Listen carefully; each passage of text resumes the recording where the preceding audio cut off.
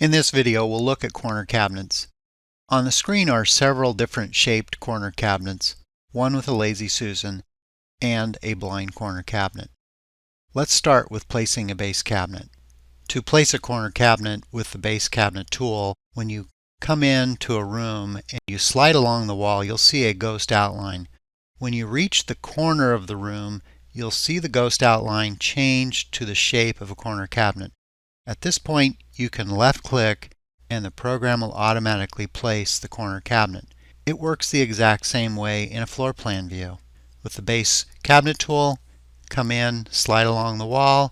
When you reach the corner and the ghost outline changes to a corner cabinet, simply left-click to place the cabinet. I'll press Escape to get out of cabinet mode and double-click to open up this cabinet and make a few changes. On the General panel, you'll notice that the type for the cabinet is a corner style cabinet. There are several other types that you can choose from. Currently, this cabinet is set to a corner cabinet. Toward the bottom of the dialog is the option to remove the diagonal door. You can rotate in the preview panel and see by removing that it becomes a pie-shaped cabinet. There is an option to add a Lazy Susan into the cabinet, and when I close the dialog, you'll see the label Update, and again press the Escape key to get out of selection mode, and in this case the cabinet label is obscured by the wall cabinet above. If you click on the cabinet and you zoom in a little bit closer, there's a little move handle right in this area, as well as a rotate handle. You can move this and adjust it. Wall cabinets work identical to base cabinets. With the wall cabinet tool, I'll come over into the room. As you slide into the corner, you get the ghost outline, left click to then place that corner cabinet. As I open up the cabinet, again the cabinet style is labeled as a corner type, and at the bottom are the same controls for a diagonal door or a Lazy Susan. Also, if you have a diagonal door, you can easily shape this cabinet. I can come up to the bow depth and I'm going to put in a value of -3. You'll see that it's created the shape, and then you close the dialog and then you can see the changes to the cabinet. If you want to manually create a corner cabinet, I'll place a base cabinet in the middle of the room and then double click to open it up. On the cabinet type, you can choose the corner cabinet. At this point, the program is going to give you a message that the width must be greater than its depth. In this case, I'll go ahead and change the width of the cabinet to be 36 inches and then change the type back to a corner cabinet. You can see that it's now created the corner cabinet, and then you can easily move it into the corner of the room. To insert a Lazy Susan into the cabinet, the first thing I will do is mark that it's a Lazy Susan, and then click on the front of the cabinet for the door.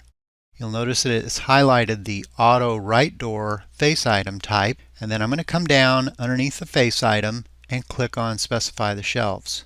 What I want to do for the shelves is replace them with a Lazy Susan object from one of the manufacturers. To do that, I'm going to come over into the shelves, mark that it's a manual shelf, reduce the number to 1.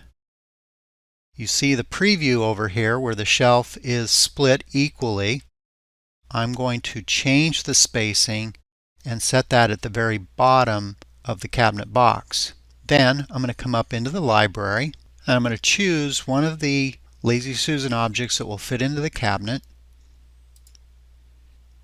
And then we'll go ahead and take a look at this in the 3D view.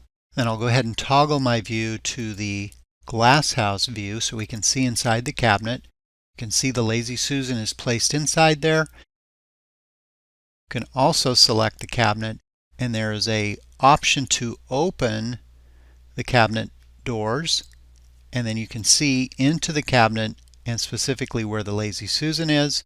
Let me switch the view back to the standard view. Corner cabinets can further be shaped. In the plan view, as I select the edge of the cabinet, I can extend it out as needed. Let me shift gears and talk a little bit about creating a blind corner cabinet. When you place a blind corner cabinet, the program will help you do it automatically. I'm going to take a base cabinet, slide it against the wall, and then I'm going to resize this to 48 inches. Then with another base cabinet, I'm going to click a cabinet against the other wall. You're going to notice that it became a blind corner cabinet. If I open up this automatic blind corner cabinet, on the front, sides, and back panel, you'll see a preview of what this blind corner cabinet looks like. Since this is an automatically generated blind corner cabinet from the program, I really can't specify the information about the face item. If you're a kitchen and bath designer and you want the detail to control your blind corner cabinet, let me show you the steps that I would follow to create a specific blind corner cabinet.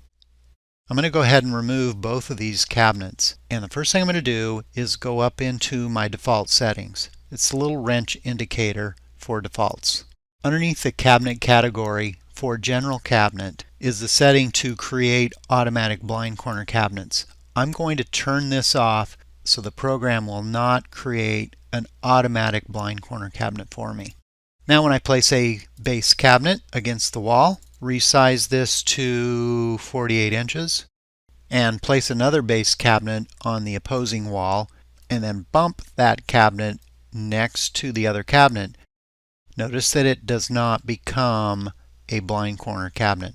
To make this back corner cabinet a blind corner, double click on it. On the panel for front, sides, and back, notice that I have the face items, a couple of separations, and an auto right door. For the vertical parent layout, I'm going to come down and use the split vertical. This creates two identical face items, and then I'm going to come over onto the layout vertical, the second one. I'm going to change this item type to a blank area. Then on the upper vertical layout, I'm going to change the width of this to be 21 inches. So you can now see that face item has been adjusted, and you can make any other changes in here for being very specific about your blind corner cabinet. The other thing I will typically do is go into the label panel and change this from an automatic label to specify the label, and I will come in and just call it a blind corner base 48. And then finally change this face item from a right door to a left door, and then that way there's no competing interference when that door opens. That wraps up corner cabinets. To learn more, see the built-in help or our other videos. Thanks for watching.